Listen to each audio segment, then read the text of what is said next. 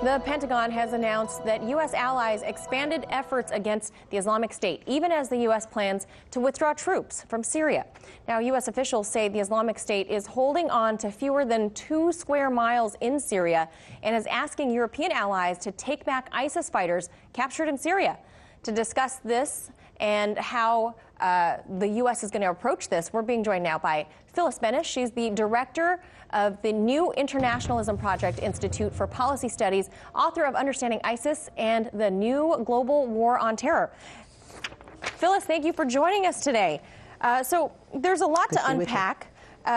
Is ISIS still the threat that the U.S. claims it is in Syria? And really, is a permanent defeat of ISIS and ideology, is that really able to be completely defeated? Well, if we take the second question first, the question of the ideology, what draws people to ISIS, has everything to do with how people, in this case mainly Muslims, perceive they are being treated in the countries where they live, whether that's in Syria or Iraq, or whether it's in Belgium or Britain or Russia or the United States. And I think as long as we have discrimination based on Islamophobia, based on the discrimination against whole communities, for some people the answer will be an extremist one that will unfortunately include violence. So the question of can we change that? Of course we can. But we can't defeat it militarily. We've never been able to do that. You can defeat the territory where ISIS once held sway, and that has happened. But you don't, if you don't change the circumstances in which people live, they will continue to be drawn to that kind of extremism. Now, Phyllis, there are a lot of ISIS fighters that have been captured alive. The U.S. is asking them to take them back. Other countries, they're reluctant to take back these ISIS fighters because they say it'll be hard to prosecute them. Is that a true statement? Well, it depends. Certainly the U.S. and other countries, European countries, Russia, a number of outside countries have been occupying parts of Syria for a long time.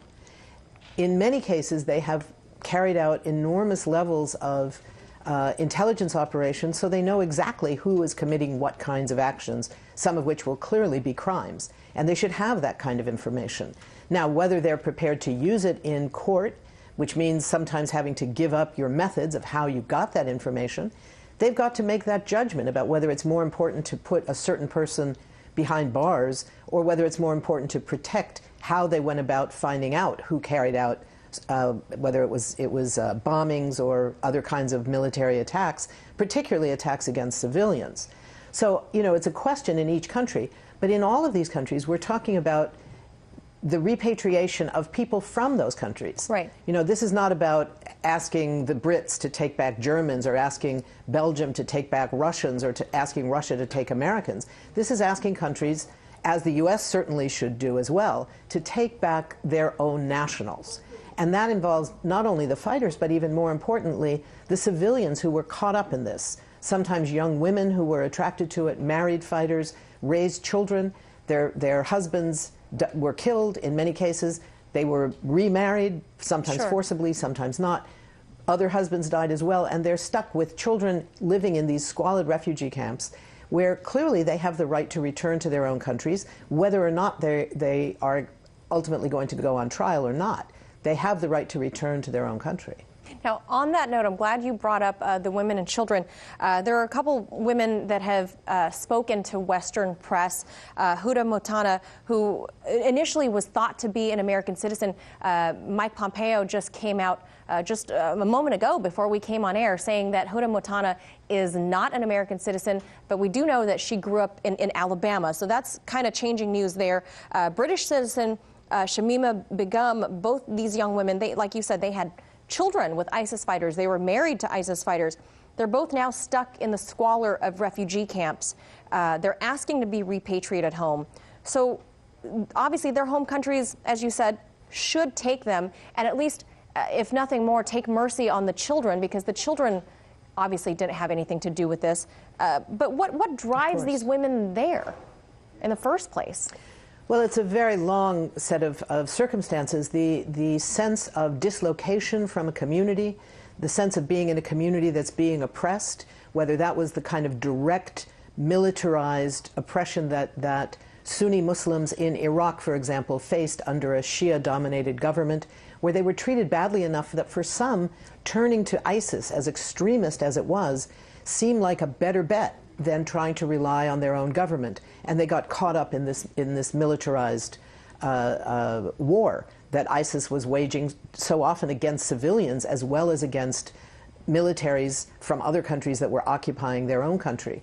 You also see that in particularly some of the European communities where Muslims continue to believe, and with good reason, that they are not treated as equals, whether it's in France, in Belgium, in the UK, and other countries. But now, so Phyllis, they, on occasion, will be won over by propaganda online, for instance. Phyllis, Hoda Motana, for example, the girl from Alabama, she's called for Americans to forgive her. She's asked society to forgive her after she's tweeted out hateful things towards the people that live in this country and called out for terror attacks on American citizens. But now she's asking for forgiveness and for American people to forgive her. Should we as a society? I don't think that we know enough about exactly what she's charged with doing. What is it? Is it simply statements that she made that are hateful? There are plenty of people in this country, one of them lives in the White House, unfortunately, who tweet out hateful statements. But whether that's something more than hateful statements, we don't know. She should be allowed to come back. If there is evidence that she actually participated in criminal activity, she should be held to account like anyone else in a court of law, not prohibited from returning to her country of origin, and especially for her children. The question of her citizenship, I didn't know that that was a question. That seems to be something new. I think we have to sort of go through that and find out exactly what Pompeo is referencing when he claims she's not a citizen. All right, we'll have to leave that right there. Thank you so much, as always, for enlightening us on all these various topics. Phyllis Bennis, thank you so much for your time.